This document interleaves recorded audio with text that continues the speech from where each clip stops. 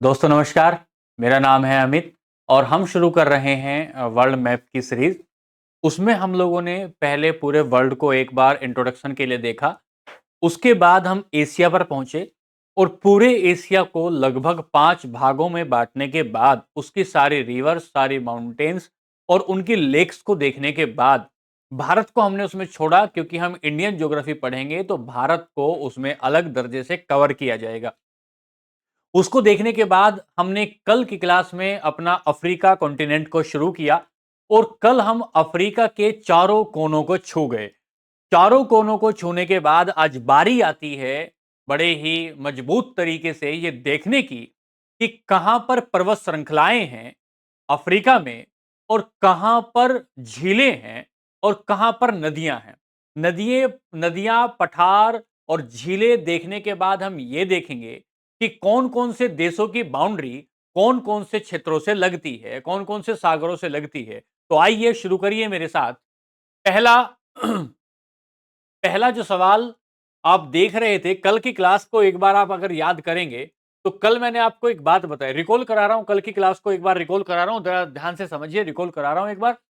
कि देखिए कि आपने कहा था कि ये यूरोप का हिस्सा है और जैसे ही आप यहां से एंट्री कर रहे थे, ये हिस्सा है मोरक्को, ये हिस्सा देश है मोरक्को और मोरक्को के ऊपर है ये आपका यूरोप। यूरोप और मोरक्को के बीच में ये इधर जो क्षेत्र है ये अटलांटिक ओशन है।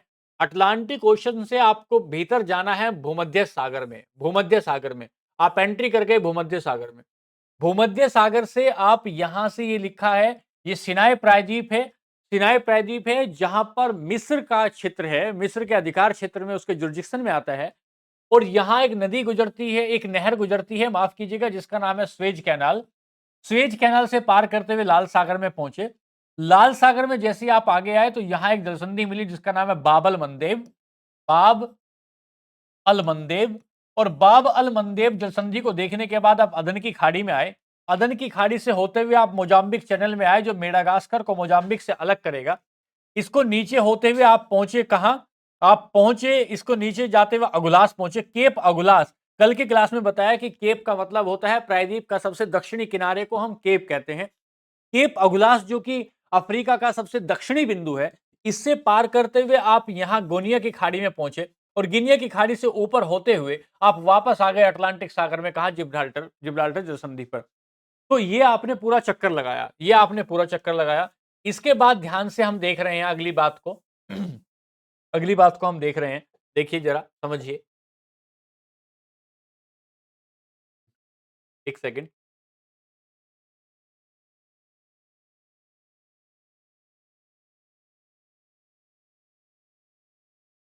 एक सेकंड जरा देखिए।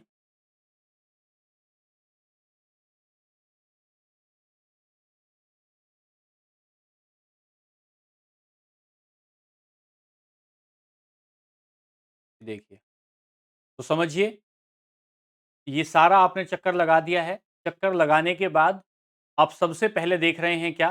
सबसे पहले आपने कहा कि जो एटलस माउंटेन है, एटलस माउंटेन अफ्रीका के उत्तर पूर्वी क्षेत्र में है, जो आपको दिखता है कि मोरक्को, अल्जीरिया और ट्यूनीशिया के क्षेत्र तक फैला हुआ है। ये क्षेत्र ट्यूनीशिया का है।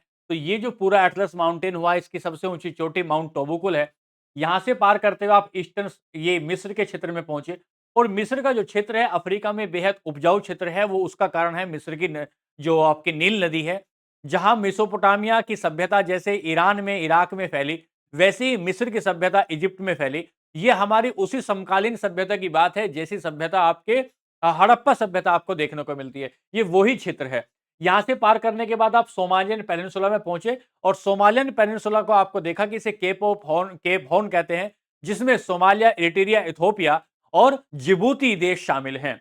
इसको पार करने के बाद आप दक्षिण में गए और आपने देखा कि पेम्बा और जंजीबार आइलैंड है। पेम्बा और जंजीबार आइलैंड अफ्रीका के पश्चिमी, अफ्रीका के पूर्वी हिस्से में है, इंडियन ओशन में। ध्यान रखिएगा, इंडियन ओशन में है और इंडियन ओशन में लोंग द्वीप के लिए जाना जाता है। पार करने के बाद आप यहां पहुंचे, वापस पहुंचे जिब्राल्टर की जलसंधि पर। आज हम जो देखने वाले हैं दोस्तों, आज हम पहले देखेंगे कि अफ्रीका की कुछ मुख्य झीलों को देखेंगे और उन झीलों से निकलते हुए, उन झीलों में गिरते हुए कुछ नदियों को देख रहे होंगे। तो आज पहली जो झील हम देख रहे हैं, भारत की नहीं पूरे विश्व की सबसे ट्रॉपिकल जो है, लार्जेस्ट ट्रॉपिकल लेक जो है, वो है आपकी विक्टोरिया लेक, लेक विक्टोरिया है। जैसे आप लेक विक्टोरिया पर जाते हैं तो यहाँ आइए वापस, जरा देखिए ध्यान से, लेक विक्टोरिया पर आते हैं तो ये केनिया देश है, ये केनिया देश है। केनिया, ऊपर युगांडा और नीचे आएंगे तंजानिया। केनिया, युगांडा और तंजानिया, कुट नाम से याद करेंगे, केनिया, युगांडा और तंजानिया से बाउंड्री लगती है विक्टोरिया लेक की, से बाउंड्री लगती है विक्टोरिया लेक की। और विक्टोरिया लेक की खास बात ध्यान से समझिएगा, विक्टोरिया लेक ऐसी ऐसी लेक है जो इक्वेटर पर पड़ती है, जो अफ्रीका में इक्वेटर पर पड़ती है। कल हमने बताया कि पृथ्वी को दो बराबर बराबर हिस्सों में बांट देते हैं 0 डिग्री, तो इसे नॉर्दर्न हेमिस्फेयर कहते हैं, इसको सदर्न हेमिस्फेयर कहते हैं। इसका मतलब उत्तरी गोलार्ध है, गोले का आधा हिस्सा उत्तरी गोलार्ध है, गोले का दक्षिणी आधा हिस्सा दक्षिणी गोलार्ध है। और ये जो उत्तरी गोलार्ध है ना, इस उत्तरी गोलार्ध में भी अफ्रीका आता है, दक्षिणी गोलार्ध में भी अफ्रीका आता है, ईस्टर्न गोलार्ध में भी अफ्रीका आता है, और वेस्टर्न जो गोलार्ध है उसमें भी अफ्रीका आता है। अफ्रीका एकमात्र 7 महाद्वीपों में एकमात्र ऐसा महाद्वीप है जो चारों के चारों गोलार्धों में आता है, पहली बात। फिर अगली बात, आपने यहां से समझा कि आपने इसकी सबसे बड़ी लेक केवल अफ्रीका की नहीं, ट्रॉपिकल लेक, ट्रॉपिकल मतलब है कि सन रेज जहां पड़ रही है जिस जोन में, उसको हम उष्ण कटिबंधीय क्षेत्र बोलते हैं, ट्रॉपिकल लेक बोलते हैं। इसकी खास बात यह होती है कि यहाँ का टेम्परेचर बहुत ज्यादा होता है। टेम्परेचर ज्यादा होने के कारण यहाँ पर वेपराइजेशन ज्यादा होता है। वेपराइजेशन ज्यादा होने से जैसे जैसे जो हीट है वो ऊपर जाती है तो संघनन होता है, कंडेंसेशन होता है, और कंडेंसेशन हो जाने के बाद बादलों का फॉर्मेशन होगा, और बादलों के फॉर्मेशन होने से लगातार कन्वेंशन जो है यहाँ पर कन्वेक्शनल जो बारिश होती है, जिसे हम कहते हैं संवहनीय वर्षा होती है, और संवहनीय वर्षा डेली 2 से 4 बजे के बीच होती है। इसलिए जो विषुवत रेखा का क्षेत्र है वो बेहद दलदली क्षेत्र पाया जाता है। दलदली क्षेत्र 0 डिग्री की बात कर रहे हैं, ध्यान से समझिएगा। दलदली क्षेत्र पाया जाता है, दलदली क्षेत्र होने के कारण नमी बहुत ज्यादा होती है, नमी ज्यादा होने के कारण दलदल है, और दलदल होने से यहाँ वन्य जीव पाए जाते हैं। इन वन्य जीवों में क्योंकि दलदली क्षेत्र है तो इनकी चमड़ी मोटी होती है। उसका कारण यह है कि मच्छर मक्खी का क्षेत्र है, वो काटते हैं तो मोटी चमड़ी उनको उनके डंक से बचाती है। साथ ही साथ इन मच्छरों और मक्खियों को उड़ाने के लिए जानवरों के कान और पूंछ का लंबा होना जरूरी है। ऐसा आनुवांशिक रूप से लगातार एक वंशीय परंपरा में ऐसा हो गया है कि यहाँ पाए जाने वाले जितने भी जीव होंगे उनके शरीर पर बाल, उनकी मोटी चमड़ी, उनके कान का लंबा होना और उनकी पूंछ का लंबा होना, सारी की सारी जो विशेषताएं हैं वो भूमध्य रेखीय क्षेत्र की विशेषताएं हैं। बात ध्यान से समझिए। बायोडायवर्सिटी के नजरिए से अगर आप देखेंगे, जैव विविधता के नजरिए से अगर आप देखेंगे तो ये बहुत ही रिच क्षेत्र हो जाता है। तो हमने कहा युगांडा का और केनिया का और तंजानिया का जो क्षेत्र बना उसे आप विक्टोरिया लेक कहा। विक्टोरिया लेक यहां लग रही है, और विक्टोरिया लेक से निकली एक नदी जिसका नाम है नील नदी, और सूडान होते हुए, ध्यान से देखिए, युगांडा को पार करेगी, सूडान को पार करेगी, इजिप्ट को पार करके चली जाएगी भूमध्य सागर में। तो पूछा जाएगा कि ये जो नील नदी है कहां से निकलती है, कौन सी झील से निकलती है, तो आप बताएंगे विक्टोरिया झील से निकलती है। और कहां जाकर गिरती है, भूमध्य सागर में जाकर गिरती है। जब ये भूमध्य सागर में गिर रही होगी तो वहीं पर पोर्ट सईद है, पोर्ट अलेक्जेंडर है, पोर्ट सईद और पोर्ट स्वेद और पोर्ट अलेक्जेंडर, तीनों पोर्ट आसपास दिखाई देते हैं, जहां से भूमध्य सागर से जो व्यापार करते हुए जहां जाते हैं वहां या रुकते हैं, चाय पानी नाश्ता करते हैं, और उसके बाद स्वेज कैनाल से होते हुए रेड सी में चले जाते हैं। मैं आपको समझा रहा हूं, ध्यान से समझिएगा। तो हमने विक्टोरिया झील से निकाल दिया कौन सी नदी को, पहले हमने याद किया विक्टोरिया झील कहां पर है, कहां पड़ती है, क्या ये विषुवत रेखा पर पड़ती है, तो बिल्कुल पड़ती है इक्वेटर पर। फिर हमने यहां से नील नदी को निकाला। इसी नील नदी को सामान्य भाषा में, लोक प्रचलन की भाषा में व्हाइट नील भी कहते हैं। दोस्तों इसी के पास एक झील है, दूसरी एक झील है जिसका नाम है लेक तुर्काना, केनिया में पड़ती है लेक तुर्काना। और केनिया से एक नदी निकलती है, केनिया में केनिया से नहीं, ध्यान दीजिए कि एक दूसरी लेक आपने पढ़ी, लेक तुर्काना, लेक तुर्काना। और लेक तुर्काना कहां से कहां पड़ी, आपको केनिया में मिली। याद क्यों करवाया इसे, याद इसलिए करवाया क्योंकि केनिया की राजधानी नैरोबी, केनिया की राजधानी नैरोबी जो चाय के उत्पादन के लिए बेहद खास है, चाय के उत्पादन के लिए। और यहां से ऊपर चलेंगे तो आपको जैसे इस देश के उत्तरी हिस्से में पहुंचेंगे तो यहां आपको लेक तुर्काना मिल जाएगी। लेक तुर्काना से ऊपर चलेंगे आपको मिलेगा देश इथोपिया, और इथोपिया में एक लेक मिलेगी जिसका नाम होगा लेक ताना, लेक ताना, लेक ताना। और लेक ताना से एक नदी निकलेगी जिसका नाम होगा ब्लू नील, ब्लू नील। ब्लू नील निकलकर पहुंच जाएंगी कहां, व्हाइट नील से मिलेगी, और व्हाइट नील में जहां मिलेगी सूडान की राजधानी खार्तूम, सूडान की राजधानी खार्तूम। तो ब्लू नील और व्हाइट नील जहां जाकर मिल रही होंगी वो सूडान की राजधानी होगी जिसका नाम खार्तूम होगा। तो पूछा जाएगा ये दोनों नदियां कहां मिलती हैं। यहां से होते हुए आप आगे पहुंचे आगे जैसे इसमें चल रहे होंगे ना दोस्तों, तो यहाँ इस पर एक बांध बनाया जिसका नाम है असवान बांध, जिसका नाम है असवान बांध। और असवान बांध की ईंटों की जैसी आपने दीवार बना दी तो पानी रुक गया नील नदी का, और पानी रुकने के बाद बड़ा बड़ा पानी का क्षेत्र फैल गया। इस पानी के क्षेत्र से एक झील बन गई, एक आर्टिफिशियल झील बन गई, कृत्रिम झील बन गई, जिसे आप यूज कर सकते हैं सिंचाई के लिए, जिसे आप यूज करते हैं विद्युत उत्पादन के लिए, जिसे आप कह सकते हैं पानी के डाइवर्ट करने के लिए आप उसको यूज करेंगे।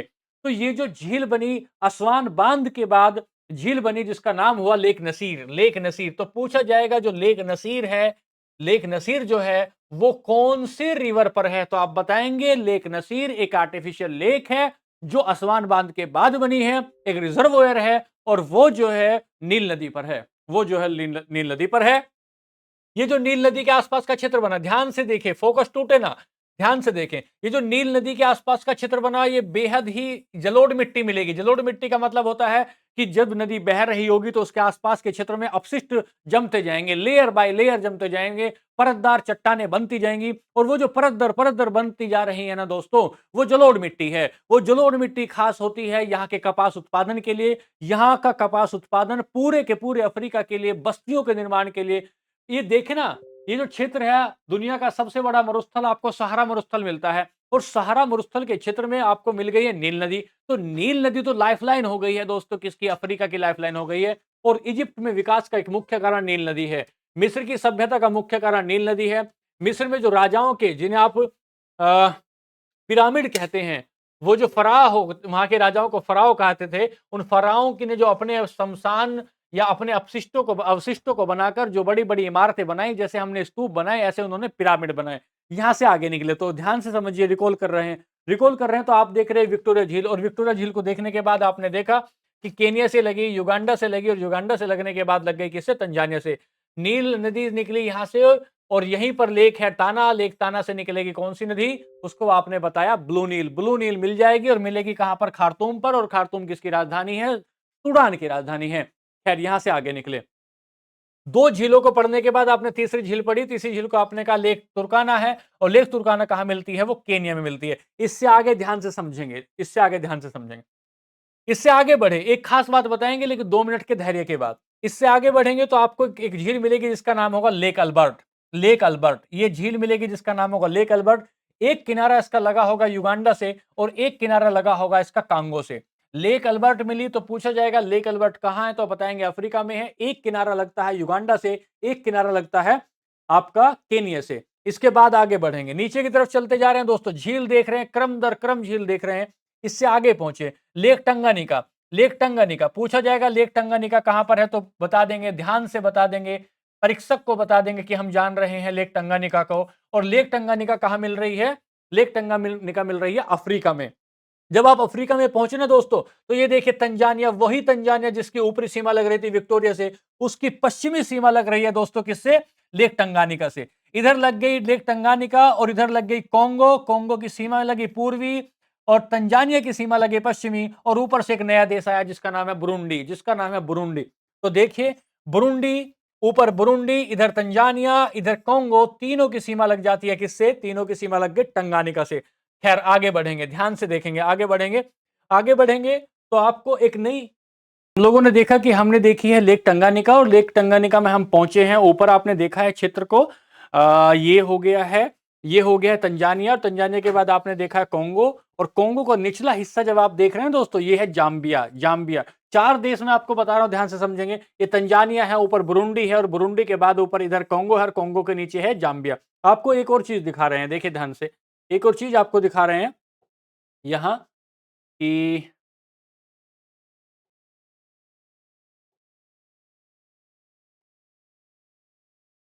1 मिनट आप जो है इंतजार करें। एक चीज आपको और दिखा रहे हैं कि आपको स्पष्टता थोड़ी और बेहतर हो जाएगी पहले की तुलना में। मैप है कि मैप आपके लिए अमूल मक्खन हो जाएगा। आप एक बार मैप को ध्यान से देख लेंगे तो सारी बातों को एक बार समझ जाएंगे। ये देखिए आपको जो है और बेहतर तरीके से एक व्यू आपको दिखा रहे हैं, जिसमें आप बेहतर से बेहतर समझेंगे। देखिए, आप देख पा रहे होंगे, ये देखिए, यहाँ आइए जरा, यहाँ आइए, मैंने आपको दिखाया, ये देखिए, यहाँ देखिए। यहाँ मैं आपको दिखा रहा हूँ लेक टंगानिका। जब मैं आपको लेक टंगानिका दिखा रहा हूँ, देखिए ध्यान से, तो यहाँ आप समझ रहे हैं ना, ये तंजानिया देश है, ये तंजानिया देश है, ये टंगानिया, यहाँ मिल रही टंगानिका झील। इधर टंगानिका झील में ये मिला आपको तंजानिया, ऊपर मिला बुरुंडी, इधर मिला कोंगो, और कोंगो से नीचे आएँगे दोस्तों, कोंगो से नीचे आएँगे तो ये देश है जाम्बिया, जाम्बिया। इन चारों के चारों देशों से लग गई है लेक टंगानिका की जो बाउंड्री है, वो टंगानिका से लग गई है। इसके बाद आप वापस आएँगे तो आप जो है यहाँ आएँगे मलावी लेक, लेक मलावी मिला आपको। जैसे लेक मलावी में आएँगे तो ये मलावी जो कंट्री है, ये जो मलावी कंट्री है, यहाँ आपको देखने को मिलेगा। ये इसमें थोड़ा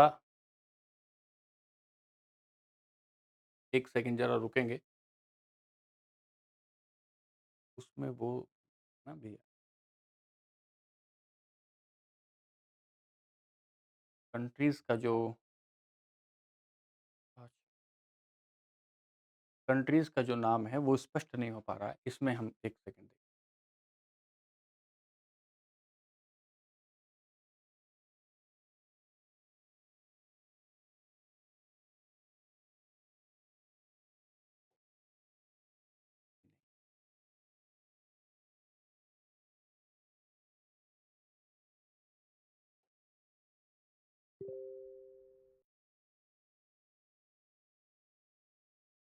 आपको मिली लेक न्यासा, और जब आप लेक न्यासा देख रहे हैं तो इसकी ऊपरी बाउंड्री लग रही है तंजानिया से, ये हिस्सा लग गया तंजानिया से, और इधर वाला हिस्सा देख रहे हैं मोजाम्बिक से लग गया, मोजाम्बिक से, और ये हिस्सा लग गया मलावी से। तो लेक न्यासा का ऊपरी हिस्सा लग गया तंजानिया। देखिए ध्यान से, ये लेक न्यासा, इसका ऊपरी हिस्सा लगा तंजानिया, तंजानिया, नीचे वाला हिस्सा लगा मोजाम्बिक, मोजाम्बिक, और ये वाला हिस्सा जो है, ये हिस्सा लगा मलावी, मलावी। वैसे पूछा जाए अगर वैसे पूछा जाए तो देखेंगे कि लेक न्यासा जो मिल रही है, अगर ये पूछा जाए कि अगर ये नहीं पूछ रहा है बाउंड्री किसकी है, तो बताएंगे लेक न्यासा अफ्रीका में मिल रही है। इसके बाद यहां से आगे निकले, आगे निकलने के बाद आपने देखा यहां से, तो आपको मिला यहां एक नदी मिल रही है जिसका नाम है जाम्बेजी नदी, जिसका नाम है जाम्बेजी नदी। देखो ध्यान से, ये जो क्षेत्र है ना आपका, ये कोंगो है, कोंगो रिपब्लिक है। कोंगो रिपब्लिक का ये जो क्षेत्र है, ये पठारी क्षेत्र है। मितुम्बा प्लेटू यहां मिलेगा, एक मितुम्बा माउंटेन रेंज मिलेगी, और मितुम्बा माउंटेन रेंज से एक नदी मिलेगी जिसका नाम होगा जाम्बेजी। जैसे ही जाम्बेजी, देखो ध्यान से इधर तो देखते रहो, जैसे ही जाम्बेजी, ये जो देश है ये जाम्बिया है और ये जिम्बाब्वे है, ये जाम्बिया है, ये जिम्बाब्वे है। जाम्बिया, जाम्बेजी नदी जिम्बाब्वे और जाम्बिया के बीच से होती हुई गुजर रही होगी और गिर जाएगी अटलांटिक ओशन के भी मोजाम्बिक चैनल में, मोजाम्बिक चैनल। 2 बार 3 बार सवाल पूछ लिया है। और यहां एक झील है, यहां एक झील है, यहां एक बांध बनाया गया जिसका नाम है करीबा बांध।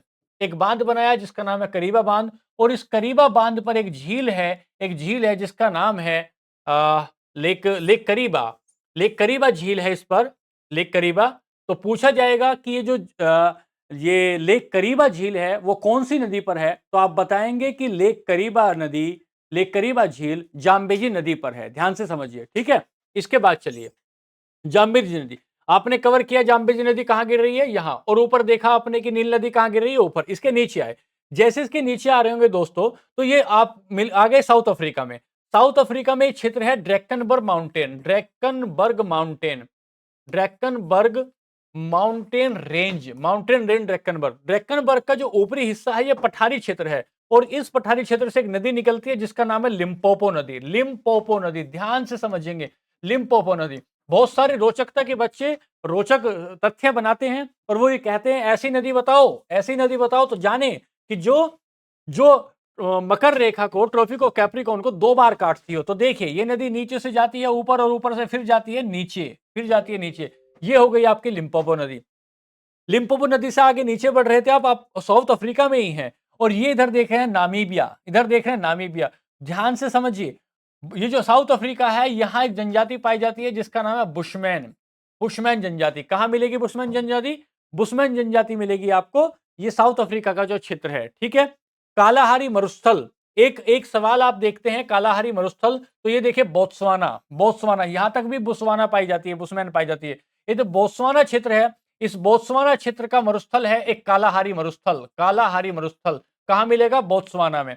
पूछा जाएगा कालाहारी मरुस्थल कहाँ है, तो आप बता देंगे बोत्सवाना में है। इसके बाद जैसे बोत्सवाना से इधर आए तो ये है नामीबिया, और नामीबिया के इधर आए तो ये है नीचे साउथ अफ्रीका। नामीबिया और साउथ अफ्रीका के बीच में एक रिवर है जिसका नाम है orange river, river orange, river orange. और रिवर ऑरेंज के ऊपर ही आप देखेंगे एक स्वैम्प पाया जाता है, एक दलदली क्षेत्र पाया जाता है जिसका नाम है Okavango swamp, Okavango swamp, Okavango swamp. दुनिया का एकमात्र ऐसा डेल्टा जो अंतःदेशीय डेल्टा है, जो दो देशों के बीच में पड़ता है, जो समुद्र से पहले पड़ता है। डेल्टा ऐसा क्षेत्र होता है, ध्यान से समझिए, डेल्टा ऐसा क्षेत्र होता है जब नदी बहती जाती है, जहां से नदी निकलती है वहां नदी जवान होती है, अपनी युवा अवस्था में होती है, और धीरे धीरे नदी जब समुद्र की तरफ पहुंच रही होती है, समुद्र में गिर रही होती है, तो यहाँ नदी की चाल जो होती है, नदी की चाल धीमी हो जाती है। अपने साथ जितने भी सेडिमेंट बहाकर ला रही है नदी, इस किनारे पर लाकर जमा देगी, इस किनारे पर लाकर जमा देगी। और इस नदी का समुद्र के किनारे पर जब जाएंगे, ये नदी जब समुद्र के किनारे पर गई तो छोटी छोटी वितरिकाओं में, डिस्ट्रीब्यूटिव में बट गई, और यहां इसने जमा दिए सेडिमेंट, और इस तरह की जो आकृति बनी उसे कहा डेल्टा, उसे कहा डेल्टा। तो हमने कहा कि दुनिया का एकमात्र ऐसा डेल्टा जो अंतःदेशीय है, जो समुद्र में जाने से पहले ही बन गया, उसका नाम है ओकावांगो। दुनिया में विशाल मात्रा में यहाँ हाथी पाए जाते हैं, हाथी पाए जाते हैं दोस्तों। ठीक है, उसके बाद ओकावांगो स्वयं से आप आगे चले, यहां से आगे गुजरे, तो जैसे ऑरेंज से आप ओकोवांगो पर पहुंचे, ओकोवांगो स्वयं या दलदली क्षेत्र से ऊपर पहुंचते हुए, एक सेकेंड, ऊपर पहुंचते हुए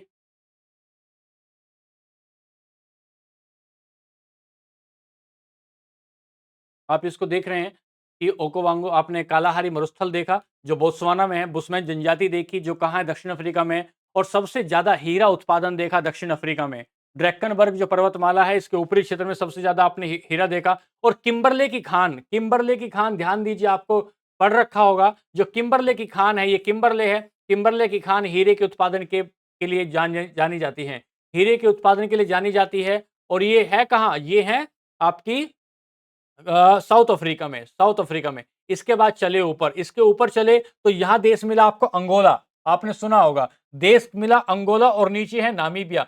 अंगोला और नामीबिया के बीच में एक नदी बहती है जिसका नाम है क्वीन नदी, क्वीन नदी, क्वीन नदी बहती है। और यहां देखा आपने ऑरेंज, यहां देखिए आपने जाम्बेजी रिवर, जाम्बेजी रिवर यहां देखिए आपने ऊपर।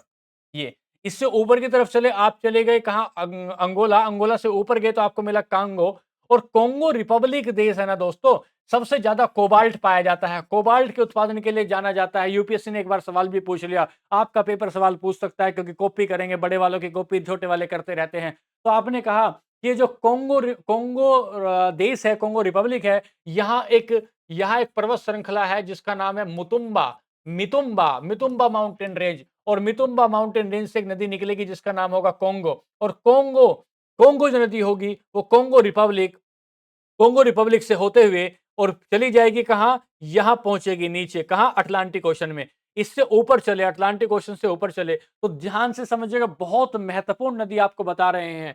ये जो क्षेत्र है, यहां माउंट माउंट लोमा पाया जाता है, यहाँ एक माउंट लीमा या माउंट लोमा पाया जाता है। इस लीमा क्षेत्र से जो निकलेगी एक नदी जिसका नाम होगा नाइजर। और नाइजर ऊपरी क्षेत्र में माली होते हुए, माली से नाइजर होते हुए, और नाइजर से बेनिन होते हुए, बेनिन से होते हुए नाइजीरिया, और आ जाएगी गिनिया की खाड़ी में। तो ये क्षेत्र से ऐसे ऊपर जाएगी पहले नदी, और नदी ऊपर जाने के बाद नाइजर से होते हुए, नाइजीरिया में होते हुए गिनिया की खाड़ी में जाएगी। यही से क्षेत्र है कैमरून, ये क्षेत्र है कैमरून। और कैमरून में एक अतमावा, अतमावा माउंटेन प्लेटो पाया जाता है। बाय प्लेटो भी इस क्षेत्र यहाँ पाया जाएगा, बाय प्लेटो, यहाँ अदमावा प्लेटो पाया जाता है। और ये जो कैमरून से एक नदी निकलेगी जिसका नाम होगा बेन्यू नदी, और बेन्यू नदी आकर कहां मिल जाएगी, नाइजर नदी में आकर मिल जाएगी, नाइजर नदी में आकर मिल जाएगी। इसके आगे बढ़िए, इसके ऊपर चलेंगे, नाइजर नदी से ऊपर चलेंगे तो एक रिवर मिलेगी जिसका नाम होगा सेनेगल रिवर।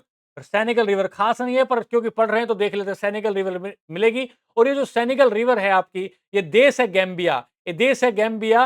और इसके ऊपर वाला देश ये है सेनेगल, सेनेगल से होते हुए गिरेगी कहां, अटलांटिक ओशन में, अटलांटिक ओशन में गिरेगी। ध्यान से समझिए, पूरी अफ्रीका की सारी नदियां आपको याद कराने की कोशिश है, बिना किसी को दिमाग लगाए हुए, बिना किसी ऊर्जा के। देखिए कैसे नदी याद करते हैं, ध्यान से समझ रहे हैं। पहली नदी आपको बताया, नदी और रिवर, नदी और रिवर जिसे आप रिवर कह रहे हैं, साथ ही में लेक, लेक और रिवर एक साथ याद कर रहे हैं। 1 मिनट का समय दीजिए, देखिए ध्यान से, फटाफट पूरी पूरी की पूरी ऊर्जा के साथ देखिए। आपने देखा विक्टोरिया लेक देखा जो 0 डिग्री पर पड़ती है। ठीक है जी, एक बात याद हो गई। किससे लगते हैं? युगांडा, केन्या, तंजानिया से लगते हैं। ठीक है, नदी निकलती है इससे, व्हाइट नील। ऊपर चली गई कहाँ? मेडिटेरियन सी में चली गई। छोड़ दीजिए बात को। आगे बढ़े तो लेक मिली, लेक ताला से निकली ब्लू नील निकली और मिल गई कहां जाकर? खार्तूम में। बांध बना दिया करीबा और माफ कीजिएगा, बांध बनाया असवान बांध बनाया और असवान बांध बना के जो झील बनी इस पर नसीर झील बन गई। असवान बांध बनाया असवान और झील हो गई करीबा। इसके आगे चले तो आपने देखा कि एक लेक मिली आपको तुर्काना। तो ये लेक ताना, लेक तुर्काना, ये विक्टोरिया के बाद लेक मिली आपको अल्बर्ट के नीचे आए तो टैंगा के नीचे आए तो न्यासा, और न्यासा से नीचे आ रहे थे तो आपको एक नदी देखनी है जो निकलेगी कोंगो के दक्षिणी क्षेत्र से और जाम्बिया और जिम्बाब्वे के दक्षिण में बाउंड्री बनाती हुई इस पर एक झील होगी जिसका नाम होगा लेक करीबा बांध होगी। लेक करीबा बांध से नीचे पहुंचे आप, जाम्बेजी रिवर से नीचे पहुंचे तो आपको एक नदी मिली लिम्पोपो नदी। खास बात क्या है? ये जो विषुवत रेखा माफ कीजिएगा, जो मकर रेखा है 23.5 डिग्री साउथ, इसको 2 बार काट रही है। इससे आगे चल रहे हैं तो आपको एक नदी मिलेगी जिसका नाम है ऑरेंज रिवर से ऊपर गए तो अंगोलिया और नामीबिया की सीमा पर आपको एक नदी मिली जिसका नाम हो गया क्वीन नदी। फिर कोंगो नदी मिली आपको, कोंगो से निकलेगी कोंगो नदी, कहां गिरेगी? अटलांटिक सागर में। फिर एक महत्वपूर्ण नदी मिल रही है जिसका नाम है नाइजर नदी। निकल कहां से रही होगी? ये जो यहाँ सियरा लियोन है, गोनिया है, यहाँ पर एक माउंट लीमा है। माउंट लीमा से निकलने के बाद पहुंचेगी माली से नाइजर से होते हुए नाइजीरिया और गिर जाएगी यहाँ पर। यहीं पर कैमरून की पहाड़ी से एक नदी निकलेगी जिसका नाम होगा बेन्यू और बेन्यू से ऊपर एक नदी निकलेगी सेनेगल के देश में जिसका नाम होगा सेनेगल रिवर। पूरी दुनिया की, पूरी के पूरे विश्व की आपने नदियों को देख लिया और इस हिस्से की आपने कुछ झीलों को देख लिया और एक बहुत बड़ी झील, बहुत खास झील जो आपसे पूछे जाने की भरपूर संभावना पेपर वाला आपसे पूछेगा। देखिए, क्या आप पूरा अफ्रीका पढ़ के आए और पूछेगा क्या आप भाई पूरा अफ्रीका तो पढ़ के आए हो, क्या आप ये भी पढ़ के आए हो क्या? क्या पूछेगा आपसे लेक चार्ड पढ़ के आए हो क्या? Lake Chad. और कौन सी नदी है जो लेक चार्ड में जाकर गिरती है? कौन सी नदी जो लेक चार्ड में जाकर गिरती है? तो आइए देखते हैं, आइए समझते हैं। देखिए यहाँ ये है लेक चार्ड।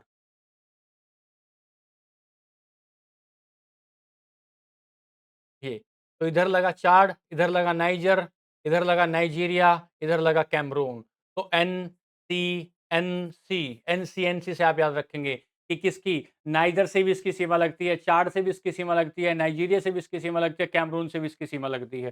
तो 2 रिवर अगर आपको, 2 झीलें आपको याद रखनी हो तो आप ध्यान रखेंगे, एक तो लेक चाड है और एक लेक विक्टोरिया है। चलिए इसके बाद ध्यान से समझिए, अगली बात आपको समझाने की कोशिश कर रहे हैं। हमने ऐसा बताया था कल की क्लास में, आपको ऐसा बताया था कि अफ्रीका एकमात्र ऐसा महाद्वीप है जिसमें से 0 डिग्री विषुवत रेखा, ऊपर 23.5 डिग्री कर्क रेखा और नीचे 23.5 डिग्री मकर रेखा तीनों गुजरती हैं। इनको तीनों गुजरने में देखेंगे तो किस किस देश से गुजरती है? देखिए यहां आएंगे तो मोरक्को पहला देश, दूसरा मॉरिटेनिया, तीसरा माली, उसके बाद अल्जीरिया। ये नदी, ये देख रहे हैं आप, ये देख रहे हैं 23.5 डिग्री नॉर्थ, 23.5 डिग्री नॉर्थ देख रहे हैं। तो आपने देखा मोरक्को के बाद आप आगे बढ़े, तो मोरिटेनिया के बाद माली के बाद अल्जीरिया के बाद देखेंगे तो नाइजर का ऊपरी हिस्सा लग गया। फिर लीबिया से आगे निकलेंगे तो इजिप्ट। तो एक देश इजिप्ट, दूसरा लीबिया, तीसरा नाइजर, चौथा अल्जीरिया, पांचवा माली, छठा मोरिटेनिया और सातवां मोरक्को। इन सातों देशों से निकलती है आपके 23.5 डिग्री रेखा जिसे कहते हैं कर्क रेखा। ध्यान से समझिए आप इस बात को, क्या ध्यान से समझे कि इधर मोरक्को है, इधर मोरिटेनिया है, इधर माली है, अल्जीरिया है, नाइजर है, लीबिया है और जी इधर आपका इजिप्ट है। ये बात हो गई। इसके बाद आगे बढ़े तो एक बात और दिखानी है आपको, और वो दिखाने का मुद्दा क्या है? क्या यहां से 23.5 डिग्री मकर रेखा भी गुजरती है? क्या मकर रेखा भी गुजरती है 23.5 डिग्री? तो आप कहेंगे बिल्कुल गुजरती है मकर रेखा। कहां से गुजरती है? तो देश याद करेंगे। ये ट्रॉपिक ऑफ कैप्रिकॉर्न कहते हैं इसको, ट्रॉपिक ऑफ कैप्रिकॉर्न कहते हैं। तो ये देश है नामीबिया, ये देश है बोत्सवाना, नामीबिया, बोत्सवाना, ये दक्षिण अफ्रीका, साउथ अफ्रीका जिसे कहा, और उसके बाद मोजाम्बिक, उसके बाद मोजाम्बिक। तो याद कैसे करेंगे? एनबी साउथ अफ्रीका, एनबीएस और जी ये हो गया मोजाम्बिक, एनबीएसएम, एनबीएसएम। तो याद रखिए नामीबिया से, बोत्सवाना से, और बोत्सवाना के बाद इधर ये आपका साउथ अफ्रीका, और साउथ अफ्रीका के बाद इधर गए आप ये क्षेत्र मोजाम्बिक का। ठीक है दोस्तों? समझे इस बात को? ये क्षेत्र हो गया। एक बात और समझ आनी है आपको आज ही की क्लास में, एक बात का और ध्यान देना है कि हमने देखा कि कहां-कहां से गुजरती है आपकी जो ये रिवर है, क्या कहते हैं, कहां-कहां से गुजरती है 23.5 डिग्री नॉर्थ, और कहां-कहां से गुजरती है 23.5 डिग्री साउथ। अब आपको दिखा देते हैं कि 0 डिग्री भी किन-किन देशों से गुजरती है। तो आइए 0 डिग्री को देखने को चलते हैं। ये है इक्वेटर 0 डिग्री, इक्वेटर 0 डिग्री यहां से चले। पहला देश मिला गैबन, दूसरा मिला कांगो। देखो ये रेखा है, ये रेखा है। पूछिए, पहला देश मिला गैबन, दूसरा मिला काम्बो कोंगो, और तीसरा मिला डेमोक्रेटिक कोंगो, रिपब्लिक कोंगो, और ये डेमोक्रेटिक रिपब्लिक कोंगो। इसके बाद आगे बढ़े तो आपको देश मिला युगांडा, युगांडा से आगे बढ़े देश मिला आपको केनिया, और केनिया से आगे बढ़े सोमालिया। पूछेगा क्या सोमालिया से भी गुजरती है क्या? थोड़ी सी गुजर रही है नीचे के हिस्से में। देखे तो ध्यान से, देखे तो ये कोंगो का हिस्सा दो पार्ट में कोंगो डिवाइड हुआ, जैसे भारत डिवाइड हुआ पाकिस्तान और भारत में, ऐसे कोंगो डिवाइड हुआ बाद में। तो देखिए फिर से मैं आपको एक बात बता रहा हूं, ये गैबन, कोंगो, कोंगो रिपब्लिक तो एक साथ याद हो जाएगा, और गैबन से शुरुआत करेंगे। गैबन, गैबन के आगे बढ़ेंगे तो युगांडा, युगांडा के आगे बढ़ेंगे तो केनिया, और केनिया से बढ़ेंगे तो सोमालिया। तो इन देशों से गुजर रही है आपकी 0 डिग्री। आज की क्लास में हमने सारी लेक देखी, सारी रिवर देखी, माउंटेन हम कल देख चुके थे, और उसके बाद आज हमने देखा कि 0 डिग्री कौन-कौन से देशों से गुजर रही है, और कर्क रेखा और मकर रेखा कौन-कौन से देशों से गुजर रही है। कल हम अफ्रीका के कुछ और बातें देख के अफ्रीका को समाप्त करेंगे और चलेंगे अगले किसी नए महाद्वीप पर। तो दोस्तों बने रहिए हमारे साथ, हम घूम रहे हैं, पूरे विश्व की यात्रा कर रहे हैं, पूरे विश्व में नदियों को, पहाड़ों को, पर्वतों को, झीलों को देख रहे हैं। तो आइए मेरे साथ और देखिए कितना आनंद आता है। कोई भी बात आपको याद करने की ज़रूरत नहीं होगी, ये मेरा आपसे वादा है, ये मेरा आपसे वादा है। अपने अनुभव के आधार पर मैं आपको बता रहा हूँ कि यदि मैप के 2 सूत्र आप याद रखेंगे, पहला कि आपको सूत भर सा रखना है, और दूसरा दूसरा आपको जहाँ से शुरू की है वहीं पर आपको लौट कर आना है, तो आपको मैप को रटने की ज़रूरत नहीं पड़ेगी। तो ठीक है दोस्तों, मिलते हैं अगली क्लास में। आज के लिए नमस्कार।